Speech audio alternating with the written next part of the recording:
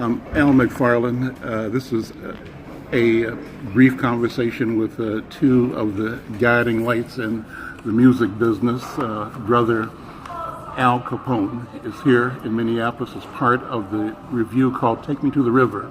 And along with him, Brother Frazier Boy. Yes, sir. Brothers, gentlemen, thank you. Welcome to Minneapolis. Well, thank you for having us, man. Yeah. Honored. So what's the story with you and the legacy that what you're doing represents? As I understand it, you're traveling with some of the great grandmasters of the black art form. And your presence in that is a commitment to carry forth this work into the future. Tell me about it.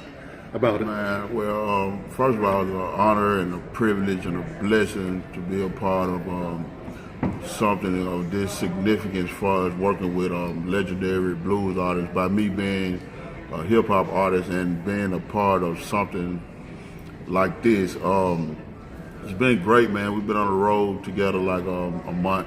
It's just me, Al Capone, just sharing the stage with greats like Charlie Musselwhite, Mr. Bobby Rush, and William Bell, and High Rhythm Section. Man, it's beyond just what we usually do, but it's been so much love on, just within the project.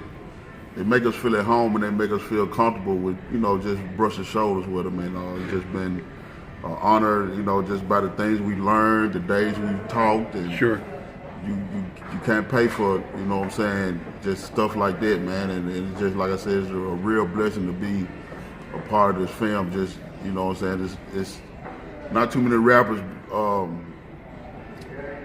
I guess, doing what we doing. I'm gonna say that, and putting on the kind of show we putting on. So it's been great, man. Brother Capone, so would you describe the project, this Take Me to the River? What's the genesis of this idea? Where did it come from, and where is it going from your point of view? What's this all about? Well, the genesis of the whole project is about honoring our legends, and it's about taking, not necessarily taking, but connecting with what they know and giving them some of our energy and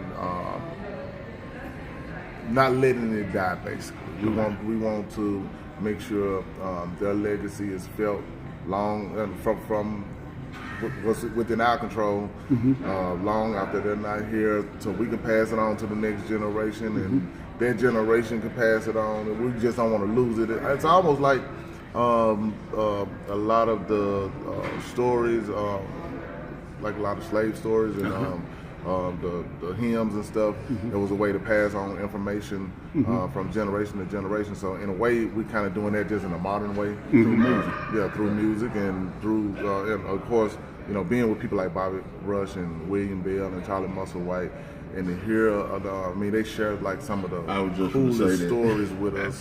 It's unbelievable, like the things that they tell us and they've been through, and that they've been through, and it's like getting lessons right from the master. Right. You know what I'm saying? And, he said last night, I've heard him say this before, it's Bobby Rush, how he remembers when he started performing, being behind the curtain, and where audiences heard his music, heard his voice, but couldn't see his face, and he couldn't see the audience because white people controlled that, and they didn't want to look at him. They didn't want to. They loved the art, didn't love him. I wouldn't have been able to know how to take that, and I don't know if I would have been able to perform under those kind of circumstances. If you can't accept my music with my color, then and so it would have been hard for me. So that's like a story of amazing strength and just everything to be able to go through that. You know what I'm saying? And just to hear it from them, it shows us how blessed we are today. You know what I'm saying? We're not reading it out of a book. Right, it's the real deal. We're actually getting it from the actual people, and it's. But your generation has changed the game.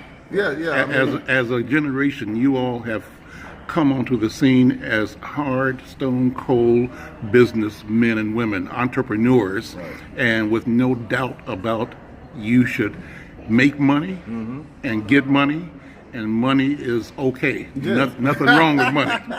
Because before that, a lot of people have us misconstruing, right? The money's bad and and we just be down pressed all the time, believing something that didn't make sense. Yeah, I agree. But you guys came forward with a clear. Yeah, I mean, it was of course, we all grew up from in the hood and in the ghettos or whatever. So we know, we definitely know what it's like to to come up rough or whatever. But through the music business, I guess we were able to, when our generation came along with hip hop, we were able to see.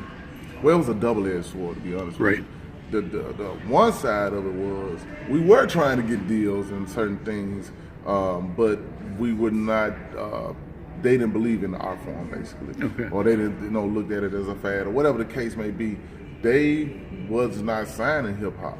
Hip hop had to say, okay, well, I guess we'll do it ourselves then. Doing that, we were able to learn the business and understand. Oh, this was actually it was a blessing in disguise, That's right, really. that's right. So we were able to learn the business more and reap the benefit a lot more than certain artists from back in the day. Actually, Bobby Rush is probably an exception. He, again, the stories he tells us, he's always been independent. Yeah. You know what I'm saying? So he's kind of a predecessor to hip hop for being independent and owning your own masters and and owning your art form of what you do and how you want to do it. So in a lot of ways, again, it just came full circle to actually know somebody from that era that is actually has done what we're doing as in hip hop. So, but of course, like you just said, Yeah.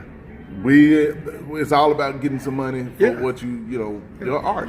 It's valuing who you are, knowing that what you are and who you are represents value and should not be undervalued. Exactly. And you can't let it be undervalued. And we learned also that it ain't all about some people assign certain contracts because they're looking for instant fame. Yeah. And it's like it ain't about the fame; it's about being able to express yourself and get compensated like you should That's right. for expressing yourself.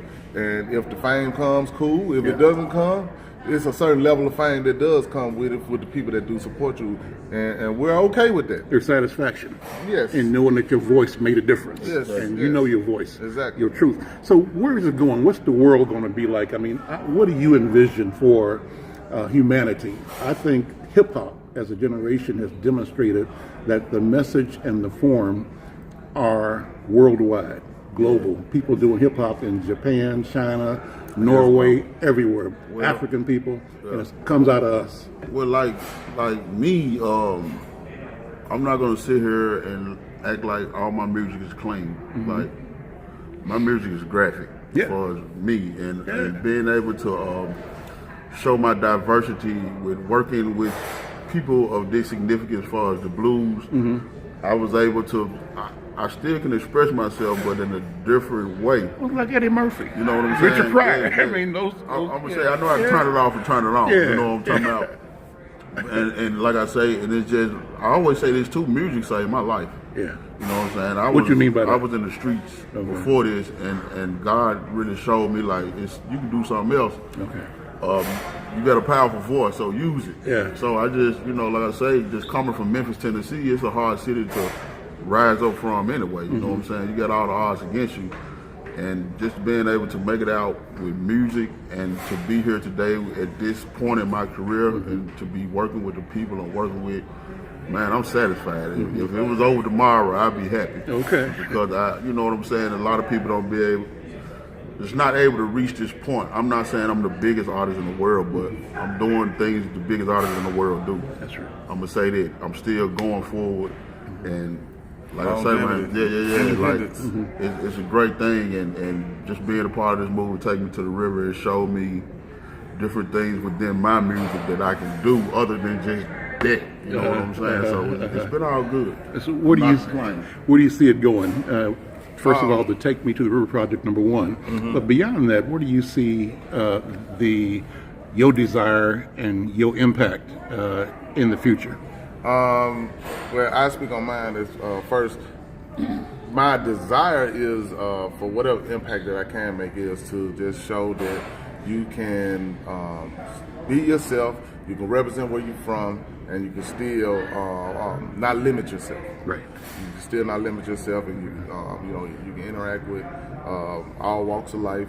And again, you can still stay true to your art form without losing your identity in the process. So I hope that's one thing that comes from me being an artist. That people, when they look at what I have done and things that I do, for us, Take Me to the River.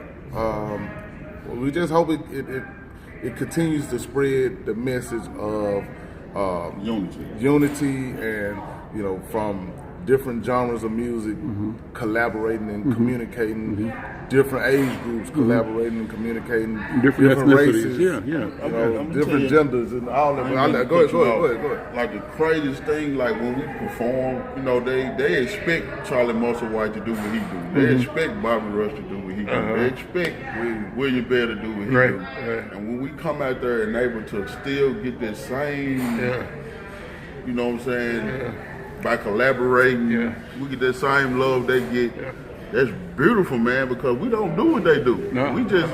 And it's from an audience that's really, a lot of that audience is the audience coming for them. Exactly, but they get the chance to see us. and they loving y'all. And they say, because I could see the love y'all created it just last night. The craziest People thing, reacted to you. They responded. The craziest thing when you have a 70-year-old Caucasian person or a 70-year-old black person or a 70-year-old Chinese person, they come to you and say they never gave hip hop a chance, but I really understand it through what you just did with them.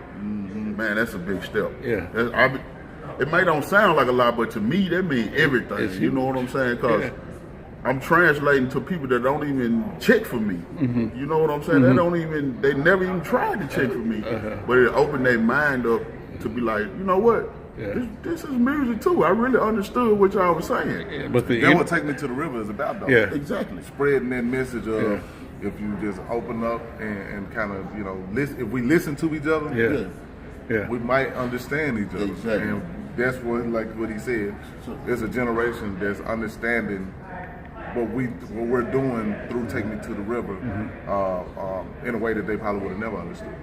The energy was phenomenal. I mean, and you could tell I'm in the audience, sort of both enjoying, but my job is I'm an observer. That's what I do, and I'm watching, and so I'm seeing how your presence unfolds this energy in people that might not. A lot of older people in general, white people, they rocking, and they feeling it, and they understanding it. And that's so different from what we used to. You know what I'm saying? Just by working with the movie, like when I started working on the movie Take Me to the River, that was my first time working with a live band. So that opened up a whole new world for me for what I'm used to. So like now I don't want to ever work without a live band again. You know what I'm saying? Good. I'm like in another lane. I'm feeling it now. Like, you know what I'm saying? Them drums and them horns and the keyboards and just coming from a hip hop where everything is programmed. It's just a program beat and just that music I see now. I really see it's like, wow, it's a whole alive. new world. It's alive. It's alive. And it's creating on the spot. And man, it's a beautiful thing. Let me add to what you about the humanity side of it. The fact that we're able to, as hip hop black artists, to connect with older white audience that probably would have never accepted hip hop, and in a way whereas you feel genuine love. I think that's humanity in itself. That we were able to touch some hearts, doing what we do. And we literally touched a lot of hearts. People that probably would have never had that connection. Bringing it together. And humanity, I think that's something that might translate when they go back home. I think and so. It's just about bringing people in love together. It's like when we on the tour, we went to Houston right after all the stuff went on, and you would have been like, "What the hell?" when you saw the reception we got from this city, and how much they told us like after the show, like we needed this. Thank you. Right on time, man. Man, that means everything, man. That we just through music. We can make your day better, man, and that's what I do it for. You know what I'm saying? That's what I do music for, just the love of it. Have you guys traveled overseas yet with this show yet, or? Yes, he has. I have, and it's been super cool just to get the response from other countries. And Where'd you go? It's pretty much the same. We've been to London. We've been to Spain, Amsterdam, Poland, Sweden. Okay. Yeah. Sweden. Not, I don't think we went to Sweden, but the Netherlands for sure. But yeah, it's crazy. It's just to see. It's kind of I don't know. Again, I guess everybody always say music is a universal language. So somewhere within the music, they connect, and they're the same energy that you felt last night from the crowd is the same energy that we feel. Not only everywhere we've been going in the country, and also places overseas as well. I think I'm almost done here. So listen, let me cut it right there. This was great, brother Al Capone. Thank you so much. No problem, man. Thank you. And just look forward to hearing more about you as you go, brother. Fraser boy. Fraser boy. Yeah. I'm old. I'm old. Brother Fraser We're boy. bridging the gap, man. That's it. You'll know it. I'm loving what you're doing, man. Thank you, This man. is great, Thank you, and I man. love your words. I love your presence and everything. So let's keep up the good work. Thank you, man. So I'm Thanks gonna for edit having this a me. little bit. You go. I'm ready. Yeah. I just want to say, be sure to check out Take Me to the River on Netflix. For anybody that has Netflix, you can see Take Me to the River documentary and really feel what the whole performance and what the documentary is all about. Also, you can check me out at alcaponememphis.com. That's Capone spelled with a K, ALKAPONE, Memphis.com if you want to know more about me. And brother Fraser boy. Man, just Google Fraser boy. You'll see what it is. All right. All right. Brothers, thank you so much. Thank you All right. for You've having been me. great. Yeah.